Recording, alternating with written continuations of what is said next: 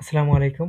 প্রাথমিক বিদ্যালয়ের কাজকে আরো সহজ করতে শিখন প্রতিবেদন এবং তথ্য সংরক্ষণ যে ছক আছে এগুলা পূরণ করতে হাতে লিখতে অনেক সময় লাগে।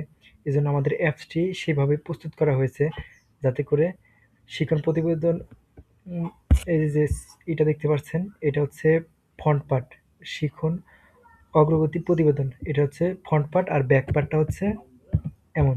২০২৬ সালে যে পরীক্ষার নম্বর বন্টনের যে নির্দেশনা দিয়েছে সেই মোতাবেক এটা তৈরি করা হয়েছে একদম সেম টু সেম। আপনি এক শিটের মধ্যেই মানে একটা পিডিএফ এর মধ্যে আপনার ক্লাস 1 এর যতগুলা শিক্ষার্থী আছে সবার একবারে একটার পর একটা চলে আসবে। জাস্ট প্রিন্ট দেওয়া।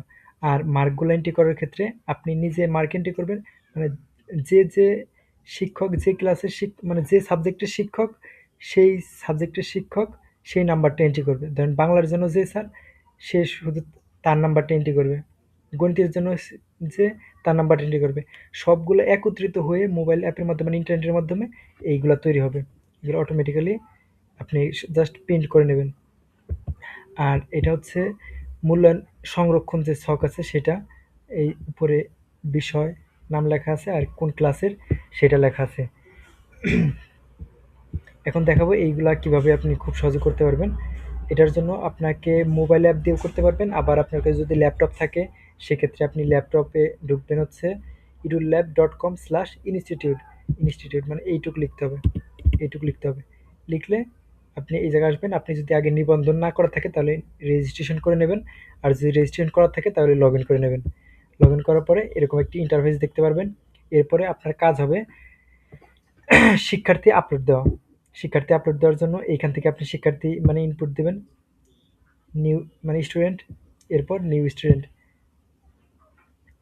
এরপর এই তথ্যগুলো এখানে পূরণ করতে হবে। পূরণ করার পর ক্রিয়েট দেবেন। ক্রিয়েট দিলেই হয়ে যাবে, অথবা ক্রিয়েট অ্যানাদার যদি এই বাটনে ক্লিক করেন তাহলে এই ফর্মটা সেভ হওয়ার পর এই ফর্মটা থেকে যাবে। আর এইটারে ক্লিক করলে সেভ হওয়ার পর ফর্মটা থাকবে না এখানে। ফর্মটা আবার নতুন করে আনতে হবে। আমি আগে থেকেই এইখানে ৫০টা শিক্ষার্থী, আমি যদি ড্যাশবোর্ডে আবার দেখাই একটু, ৫০টা শিক্ষার্থী আমি এখানে ইনপুট দিয়ে রেখেছি অলরেডি। আর এখানে যদি আমি একটা যে কোনো একটা এডিট করে দেখাই, প্রথমটা এডিট করে দেখালাম, এখানে রোল ক্লাস দেখাচ্ছে কোন ক্লাসে পড়ে, এবং এটা একটা এডিট করলাম। এখান থেকে আপনি ডিস্ট্রিক্ট ডিস্ট্রিক্ট যেটা আছে ডিস্ট্রিক্ট সিলেক্ট করতে পারবেন। ডিস্ট্রিক্টগুলো একটা দেখার জন্য একটু ই করে দিচ্ছি, সিলেক্ট করে দিচ্ছি। পোস্ট হচ্ছে 7700, এটা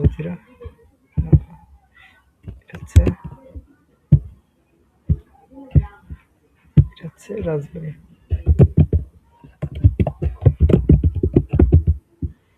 রাজবাড়ী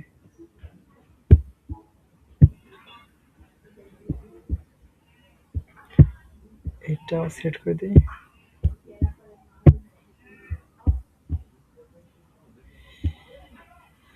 এটা দিয়ে দিলাম। এরপর আমি যাব হচ্ছে, আপনি যদি আজকে রেজিস্ট্রেশন করে থাকেন তাহলে আপনার অ্যাকাউন্টটা অলরেডি সেট আপ। সেক্ষেত্রে আপনি যদি মানে প্রাইমারি স্কুল দিয়ে যদি রেজিস্ট্রেশন করেন, আপনি রেজিস্ট্রেশন করার সময় দেখতে পারেন প্রাইমারি স্কুল নাকি। যেমন আমি যদি ইডেটে যাই, মানে এই ইনস্টিটিউশন ইডেট যাই, ওইখানে আপনি, আমার নেটটা একটু স্লো, এইখানে দেখবেন যে প্রতিষ্ঠানের ধরন, রেজিস্ট্রেশন করার সময় প্রতিষ্ঠানের ধরনটা আপনি যদি গভর্নমেন্ট প্রাইমারি স্কুল দিয়ে থাকেন তাহলে অটোমেটিক্যালি আপনার অ্যাকাউন্টটা সেট আপ হয়ে যাবে। আর যদি আপনার আগে থেকে অ্যাকাউন্ট করা থাকে সেক্ষেত্রে আপনাকে এখন সেট আপ করে নিতে হবে। কীভাবে সেট আপ করবেন এটা একটু পরে দেখাচ্ছি। এরপরে হচ্ছে আপনি প্রথমে যতগুলো আপনার শিক্ষার্থী আছে সবারই ইনপুট দেবেন। এরপরে যাবেন হচ্ছে এক্সামে। এক্সামে যাওয়ার পর আপনি, যেমন আমি প্রথম শ্রেণীতে শুধুমাত্র এন্ট্রি দিয়েছি, প্রথম শ্রেণীতে যাব। মার্ক এন্ট্রি করতে চাইলে এই যে মার্ক এন্ট্রি এখানে, আর উপরে দেখতে পাবেন প্রথম প্রান্তিক, দ্বিতীয় প্রান্তিক, তৃতীয় প্রান্তিক। আপনি কোন প্রান্তিকে নাম্বার এন্ট্রি করতে চান। যেমন প্রথম প্রান্তিক হলে প্রথম প্রান্তিক ক্লিক করবেন, দ্বিতীয় প্রান্তিক হলে দ্বিতীয় প্রান্তিক, তৃতীয় প্রান্তিক হলে তৃতীয় প্রান্তিক। এখান থেকে আগে এটা সিলেক্ট করে নেওয়া লাগবে। সিলেক্ট করে নেওয়ার পর আপনার যে ক শাখা, এটা হচ্ছে প্রথম শ্রেণী ক শাখা, আপনি শাখা ক্রেডিটগুলো কনফিগার করতে পারবেন। আর এইগুলো দেখা যাচ্ছে প্রথম শ্রেণীটার নিচে আছে, এটা আমি উপরে করতে চাচ্ছি, সেক্ষেত্রে রিঅ্যারেঞ্জ বাটন ক্লিক করব। দেন মোবাইল দিয়েও সেম, প্রথম শ্রেণী উপরে দিলাম, চতুর্থ এবং দ্বিতীয়। সেক্ষেত্রে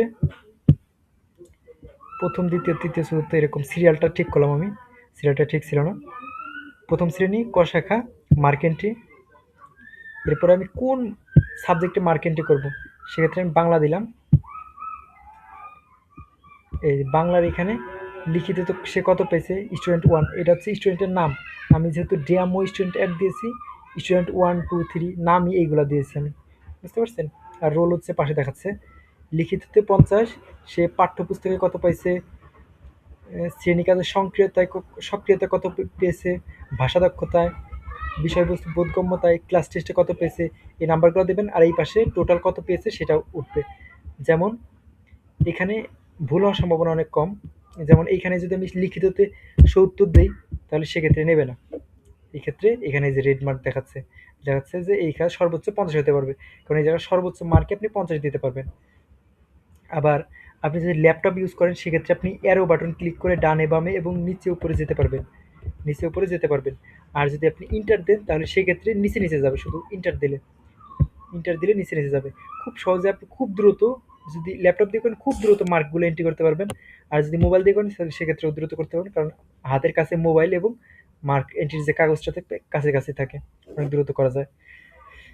এখানে আমি কয়েকটা ডেমো অ্যাড করে দিই। যেমন প্রথমটা 50 দিয়েছি, এরপরটা 46 ইন্টার, ভুল দিয়েছি, 46 ইন্টার, 45 দিয়েছি, 46 48, এরকমভাবে আমি ক্লাস 5 পর্যন্ত দিলাম, মানে স্টুডেন্ট 5 পর্যন্ত দিলাম। এরপর পাঠ্যপুস্তকে সে কত পেয়েছে, যেমন আমি যদি এটা 50 দিয়ে যাই, তাহলে সেক্ষেত্রে নেবে না, কারণ হচ্ছে এই জায়গায় সর্বোচ্চ হচ্ছে পাঠ্যপুস্তকে 20, পাঠ্যপুস্তকে বাংলায় হচ্ছে 20, এটা দিতে হয়। 20-এর মধ্যে আমি দিলাম 18 দিলাম, এরকমভাবে। শ্রেণীকাজের সক্রিয়তায় কত সেটা আপনি দিতে পারেন। এই জায়গায় মেবি 10 আছে, সেক্ষেত্রে সে দেখি 10 আছে না, 10 থাকার কথা না, এইখানে হচ্ছে 5, সর্বোচ্চ হচ্ছে 5 মার্ক, সেক্ষেত্রে আমি 5ই দিলাম। এই জায়গায় 5, সে জায়গায় 4 দিলাম। ক্লাস টেস্টে 20, 20-এর মধ্যে আমি 18 দিলাম। আমি শুধুমাত্র একটা স্টুডেন্টের শুধুমাত্র বাংলার নাম্বারটা এন্ট্রি করেছি। এরপরে ইংরেজি, গণিত, এরপর বাকিগুলো যেগুলো আছে ওইগুলো দিতে হবে। যেমন শারীরিক শিক্ষায় যদি আমি যাই, শারীরিক শিক্ষায় লিখিত নাই, এই জায়গা আছে শিক্ষক সহায়িকার কাজ আছে, শিক্ষক সহায়িকার কাজ, এই যেগুলো আছে ওইগুলো চলে আসছে, সেগুলো এন্ট্রি করবেন, এন্ট্রি করে দিলেই হয়ে যাবে। এটা হচ্ছে শুধুমাত্র। আর এটা হচ্ছে কি বলে, প্রথম প্রান্তিকের, দ্বিতীয় প্রান্তিকের পাশেরটা আছে, তৃতীয় প্রান্তিকের তার পাশেরটা আছে, এগুলোর মধ্যে গিয়েও সেক্ষেত্রে নাম্বার এন্ট্রি করতে হবে একইভাবে। এখন যাইতে হবে, আপনি যদি সেমভাবে করতে চান, মানে ওই মার্কশিটগুলো বের করতে চান, সেক্ষেত্রে যাইতে হবে হচ্ছে এক্সাম গ্রুপ। এক্সাম গ্রুপে যাওয়ার পর, এখন যদি আমি শিখন প্রতিবেদনটা বের করতে চাই, তাহলে মার্কশিট দেখুন, এখানে ক্লিক করতে হবে। শিখন প্রতিবেদন হচ্ছে মার্কশিট দেখুন, এখানে গেলেই আপনি দেখতে পারবেন। এই যে একদম যতগুলা স্টুডেন্ট আছে সবারটা চলে আসছে। এই জায়গায় আমি 50 জন এন্ট্রি করেছি, ক্লাস 1-এ 50 জনেরটাই আছে। যেমন আমি প্রথমটা যদি দেখাই, এটা হচ্ছে ফন্ট পার্ট, প্রথমটার ফন্ট পার্ট।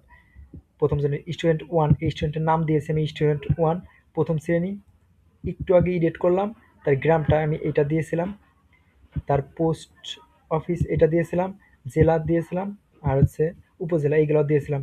আর অভিভাবকের নাম্বারগুলো আগের থেকেই আমি এন্ট্রি করে রেখেছিলাম, সেগুলো আছে। এবং মার্কগুলো যেগুলো এন্ট্রি করলাম, যেমন বাংলায় 100 মার্কে পরীক্ষা হয়েছে, তার মধ্যে ধারাবাহিক আছে, ধারাবাহিক 36 পেয়েছে এবং 50 পেয়েছে সামষ্টিকে। সামষ্টিক মানে হচ্ছে লিখিত, সামষ্টিকের মধ্যে শুধুমাত্র লিখিত আছে, ধারাবাহিকে অন্য অন্যগুলো আছে, সেগুলো এইটা এখানে হয়ে গেছে। আমি যদি ইংরেজিতে অ্যাড করতাম সেগুলো হতো দ্বিতীয় প্রান্তিকে অ্যাড করলে এই জায়গা হতো, এবং সব অটোমেটিক্যালি হয়ে যেত, একটার পর একটা হতে থাকতো। এরপরে এগুলো একদম সবগুলো আছে, জাস্ট এরপরে আপনি প্রিন্ট করবেন, প্রিন্ট করলে একদম সবগুলো একটার পর একটা যতগুলো আপনার করা আছে সবগুলো 50টা চলে আসবে। আপনি প্রথমে পিডিএফটা সেভ করে নেবেন, এখান থেকে পিডিএফ সেভে দিয়ে পিডিএফ সেভ করে নেবেন। আর যদি প্রিন্টার থাকে তাহলে সরাসরি প্রিন্ট করে নিতে পারেন। আমি বলবো আগে সেভ করে নেবেন, এরপরে দেখবেন যে সবগুলো ঠিক আছে নাকি, এরপরে আপনি প্রিন্ট করবেন। একদম 50টা আছে এখানে, মোটামুটি 100 পেজ আছে, মানে হচ্ছে 50 জনের জন্য ফ্রন্ট পার্ট আর ব্যাক পার্ট একদম ক্লিয়ার কাট। আর এরপরে আরেকটা আছে, সেটা হচ্ছে তথ্য সংরক্ষণ ছক। তথ্য সংরক্ষণ যে ছক আছে সেটা হচ্ছে টেবুলেশন শিট। টেবুলেশন শিটে যাবেন। এরপরে আমি বাংলায় যেহেতু মার্কিংটি করছি, বাংলায় দেখব। বাংলায় এখানে যদি দেখি, এই মাত্র যে মার্কগুলো এন্ট্রি করেছি সেগুলো একদম পরপর এখানে রয়েছে। আশা করি বুঝতে পারছেন। একদম পরপর রয়ে গেছে। সে 95 পেয়েছে পাঠ্যপুস্তকে, শ্রেণীকাজে সক্রিয়তা কত পাইছে, ভাষা দক্ষতা, বিষয় বোধগম্য কত পাইছে, ক্লাস টেস্টে কত পাইছে, মোট কত পাইছে, লিখিততে কত পাইছে, এগুলো একবারে সিরিয়াল বাই সিরিয়াল রয়েছে।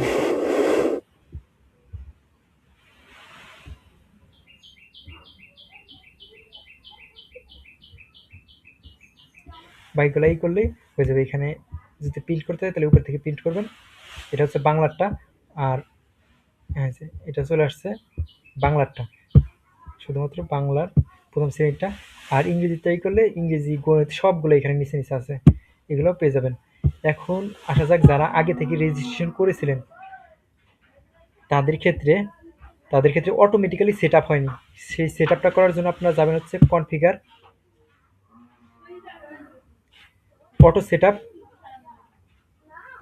আপনি যদি শিক্ষার্থী অলরেডি আপলোড করে থাকেন সেক্ষেত্রে অটো সেট আপে যাবেন এবং এটা সিলেক্ট করবেন এবং সেট আপে ক্লিক করবেন।